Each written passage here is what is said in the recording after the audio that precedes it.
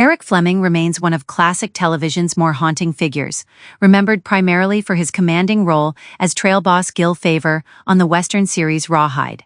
Over time, his life story has become wrapped in a blend of documented history, anecdote, and speculation, creating a narrative that is often retold with dramatic embellishment. The so-called mystery surrounding his life and death has persisted not only because of the tragic circumstances of his passing, but also because of the gaps, rumors, and reinterpretations that have accumulated over decades. Fleming's journey from a troubled childhood to television stardom already reads like a cinematic arc, but the abrupt and unsettling end of his life in 1966 cemented his status as a figure of enduring fascination.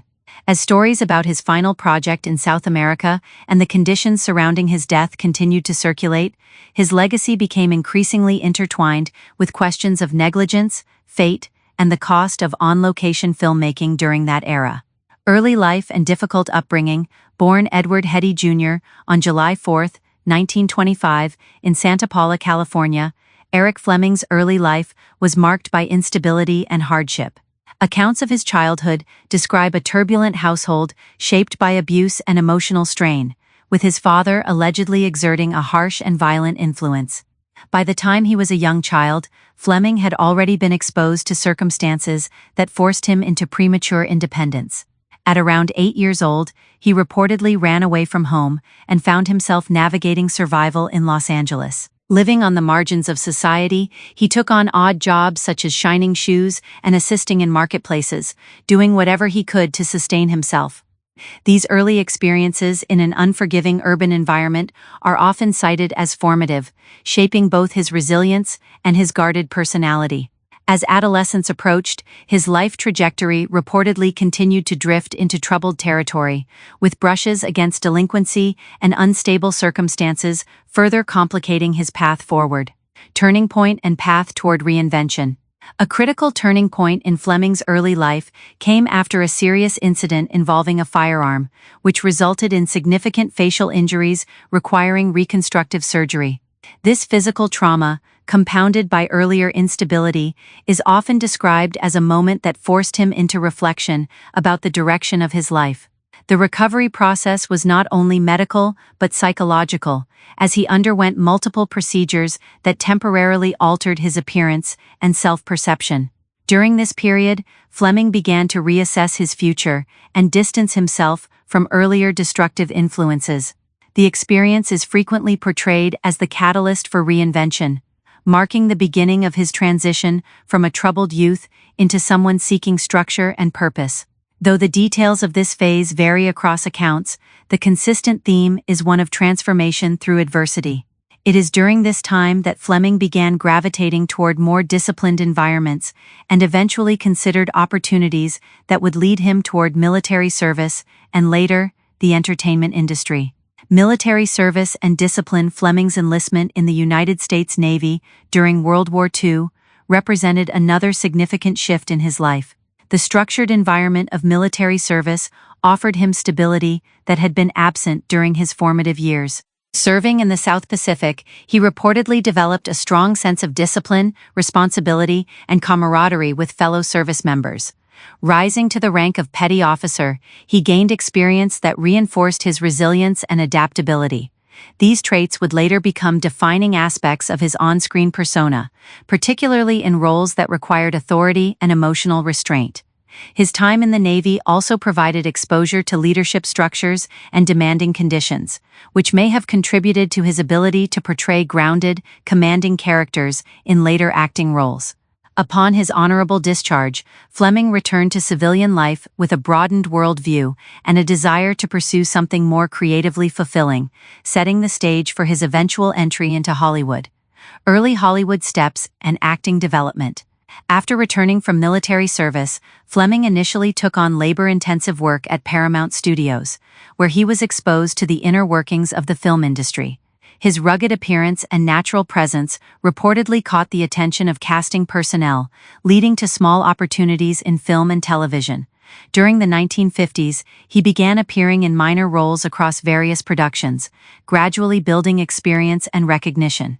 Shows such as Studio One and The Silent Service provided early platforms where he could refine his acting skills. Although these parts were not major, they allowed him to develop a screen presence characterized by intensity and quiet authority. Fleming also pursued formal acting training, working with coaches who helped him shape his delivery and emotional range. This combination of practical experience and structured learning gradually positioned him for larger opportunities, as industry observers began to recognize his potential for leading roles in television drama, particularly within the Western genre. Breakthrough and rawhide success. Fleming's breakthrough came with his casting as Gil Favor in CBS's Rawhide, a role that would define his career and public identity. Premiering in 1959, the series centered on cattle drives across the American frontier, blending action-driven storytelling with moral and interpersonal conflict. As trail boss, Fleming's character served as the steady center of the ensemble, embodying leadership, restraint, and ethical decision-making. His performance brought a sense of realism and gravitas that helped anchor the series during its early seasons. The dynamic between his character and Clint Eastwood's Rowdy Yates became one of the show's most compelling elements, reflecting a mentor-protege relationship that resonated with audiences. Rawhide achieved considerable popularity and contributed significantly to the Western television boom of the era. Fleming's portrayal elevated him to household name status, and for several years he remained closely associated with the disciplined, stoic image of Gil Favor, both on and off screen. Behind-the-scenes changes and cast upheaval. As Rawhide progressed into its later seasons, behind-the-scenes tensions and creative decisions began to reshape the show's direction. Network executives sought to reinvigorate the series as ratings showed signs of decline, leading to major production changes. A new executive producer initiated a restructuring effort that involved significant cast alterations. Several long-standing supporting actors were dismissed in an attempt to refresh the narrative structure and introduce new dynamics. Among those affected were key recurring figures who had contributed to the ensemble's sense of continuity and camaraderie. The decision to remove Eric Fleming from the central role of Gil Favor marked a particularly dramatic shift, as he had served as the emotional and narrative anchor of the series since its inception. His departure signaled not just a casting change, but a fundamental reorientation of the show's identity, leaving both audiences and industry observers surprised by the abrupt transition in leadership. Clint Eastwood transition and show decline. Following Fleming's exit, Clint Eastwood's character Rowdy Yates was elevated to a leadership position within Rawhide, marking a significant narrative shift. While Eastwood was already a recognizable presence on the show, stepping into the central role altered the established dynamic that had defined earlier seasons. Reports from the period suggest that Eastwood himself was uncertain about the transition, recognizing that the chemistry between his character and Fleming's Gil Favor had been a key component of the show's appeal. Despite efforts to maintain continuity, the series struggled to regain its earlier momentum. A shortened season followed, but audience interest continued to decline. Scheduling changes by CBS, which moved the show into a more competitive time slot, further impacted its performance. Ultimately, Rawhide was canceled in 1965, ending its run after 8 seasons. The cancellation marked the end of an era for one of television's most recognizable Western dramas. Career after Rawhide and TV/film roles. Following the conclusion of Rawhide, Fleming sought to diversify his acting career and move beyond the Western genre that had defined his public image. He appeared in supporting roles in film and television, including a part in The Glass Bottom Boat, a light-hearted romantic spy comedy starring Doris Day. In this film, Fleming portrayed a suave and composed character that contrasted with his earlier frontier roles, demonstrating his ability to adapt to different genres. He also made guest appearances on popular television series such as Bonanza, where he took on complex and sometimes morally ambiguous characters. These performances allowed him to explore a broader emotional range and showcase his versatility as an actor. While he did not achieve another leading role of the same magnitude as Gil Favor, Fleming remained active in the industry and continued to be respected for his professionalism and screen presence during this transitional phase of his career.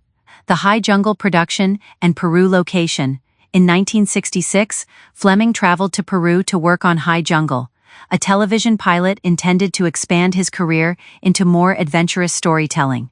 The production was filmed in remote jungle locations, presenting logistical challenges that included difficult terrain, unpredictable weather, and limited infrastructure. The project required extensive on-location shooting, including scenes on waterways that demanded physical precision and coordination. Fleming's involvement was central to the production, as he was positioned as the lead actor anchoring the narrative. However, accounts from the set suggest that conditions were increasingly difficult, with safety concerns and environmental hazards becoming more prominent as filming progressed. The production faced time pressures and budget constraints, which reportedly influenced decision-making on set. Despite warnings about the dangers of certain sequences, filming continued in challenging conditions. This environment would ultimately become the setting for the tragic incident that defined the final chapter of Fleming's life and the project itself. The accident and conflicting accounts. During filming on the Huallaga River, Fleming participated in a canoe sequence that would result in his fatal accident. While performing in fast-moving waters, the canoe capsized, throwing him and his co-star into the river's strong current. His co-star managed to reach safety, but Fleming was swept away and subsequently disappeared beneath the water. Search efforts were launched immediately, though his body was not recovered until several days later. Official accounts attributed his death to drowning, but over time, additional details and speculation emerged regarding safety conditions on set. Reports suggested inadequate preparation, lack of proper safety equipment, and insufficient supervision during filming. Some accounts also claimed that environmental factors and physical exhaustion contributed to the severity of the incident. Conflicting narratives about the exact sequence of events have persisted, with later interpretations emphasizing negligence and preventable risk as contributing factors alongside the natural dangers of the river environment. Legacy and concluding reflection. Eric Fleming's death in 1966, at the age of 41, brought a sudden and tragic end to a career that had already left a significant